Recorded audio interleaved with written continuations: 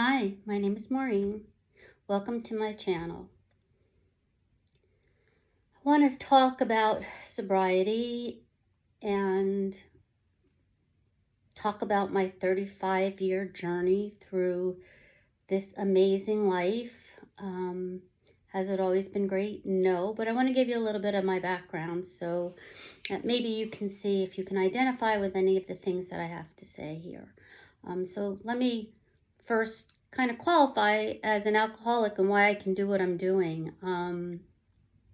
My sobriety date is February 2nd, 1989. So I've been sober almost 35 years.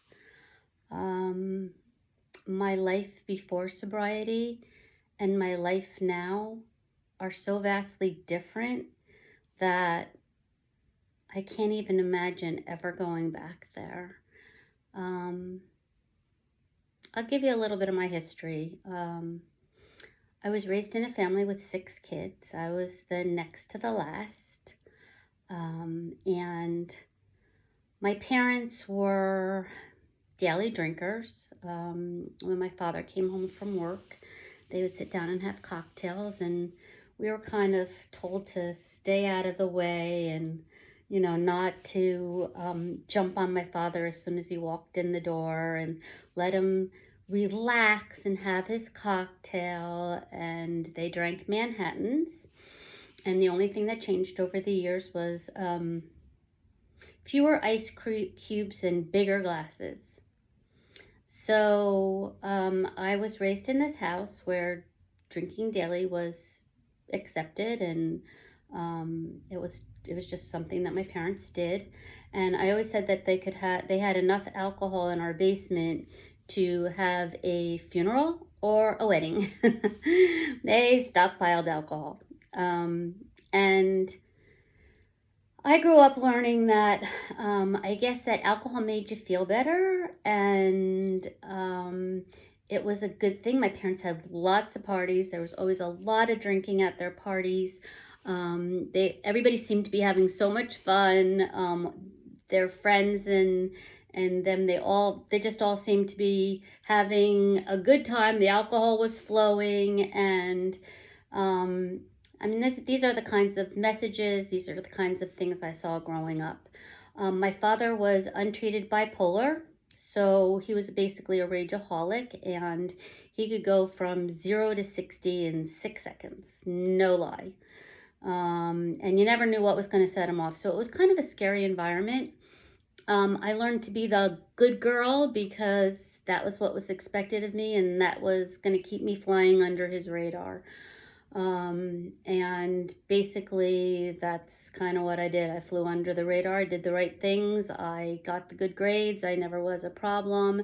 I never really talked back. I didn't do anything. I was too afraid, honestly. So I guess one of my telltale stories is that when I was 5 years old, my parents, when they had these parties, my father used to make whiskey sours in the blender. And after he made the whiskey sours, he would pour off the top, the head of the whiskey sours, into a little shot glass and give it to me to drink. And I was young. I was 5. And I can distinctly remember going into the kitchen one night and saying to my mom, who was cooking at the stove, Mommy, when you grow up, can I have all your recipes? And she said, sure. She was so happy that I liked her cooking, I guess. And she said, which one would you like first? And I said, whiskey sours. So that was pretty amazing for a 5-year-old. I got drunk for the first time when I was 12 at my brother's wedding. It was at a private club, so I could drink at 12. I was drinking a lot of champagne. I kept dropping my fork under the table, and one of my older brothers said, Maureen, I think you've had enough champagne. And in my head, I'm thinking, no, I haven't had enough champagne. This stuff is great. And I don't know whether I blacked out or not. I just remember the next day my father saying something to me to the effect of, oh, you had a little too much of soda last night or something like that. And I was like, yeah, right, whatever. I had too much champagne. Don't remember having a hangover. Don't remember having a headache. But that was pretty much my first drunk at 12. I went to an all-girls Catholic high school, the same one my mother and my sister went to. A lot of the nuns at the school were the same teachers my mother had. So again, I was the good girl. I was never getting in trouble. I never had a detention. I never, I just didn't do anything bad. But that is when I did start having my first tastes of alcohol. I can remember one day going into school with like a little bottle of alcohol that I had mixed a lot of my parents' different types of alcohol together in one little container. And I brought it into school, and my best friend and I, she did the same thing, and she and I drank and then went to music class, and she was laughing her head off. And, I just remember feeling, I was okay, I was happy. But, this was not something I did every day. This was like a once in a lifetime thing. The drinking age at that point in time was 18. And I was 17, and my friends were 17, but my best friend's brother was 18, and all of his friends went to an all-boys school that we were very close to. And so they would buy beer, and we would go up to this place called Greenwood Lake. That's where we bought the beer in New York, because the drinking age in New York was 18, and we would drink there. I didn't do it often because I was still living at home. So, I didn't want to come home drunk and like wreak havoc with my parents. Like, that just wasn't my thing. So I always kept it on the low down, the down low, whatever, and like didn't really tend to drink a lot in high school. The time when my drinking really took off was college. And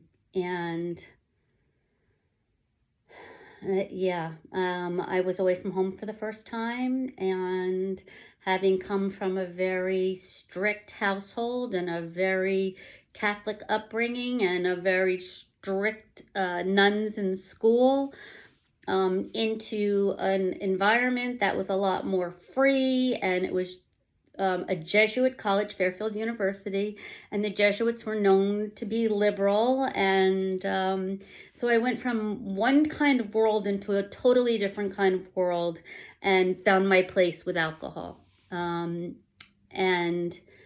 going to stop there. I'll pick this up the next time, but wanted to give you a little bit of background just to get started, so that hopefully you can identify with some of this stuff.